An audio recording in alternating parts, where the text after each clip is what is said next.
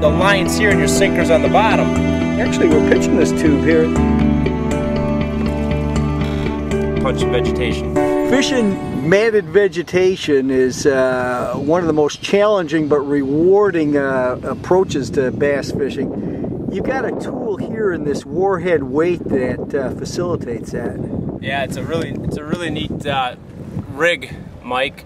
What we have here is kind of like a bullet sinker that you Texas rig with, but it's solid, and there's a wire coming out of it, and you could pretty much take this Kalin Sizmic Warhead sinker. We make it 1/2 ounce all the way up to 1.5 ounce. I typically use the 1 ounce, which I have here, and I don't have any problems really penetrating vegetation.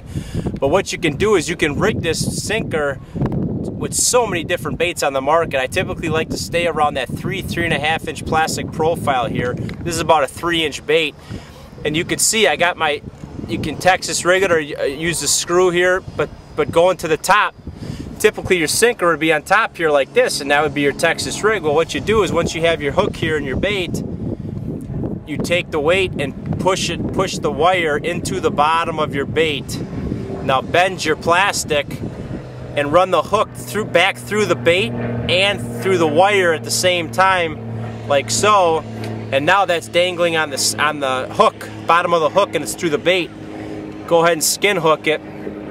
And now when you flip, the line's here and your sinker's on the bottom.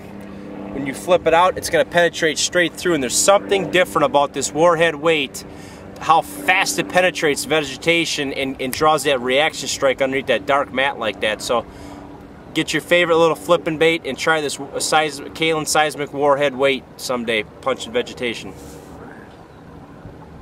The line's here and your sinker's on the bottom. Actually, we're pitching this tube here.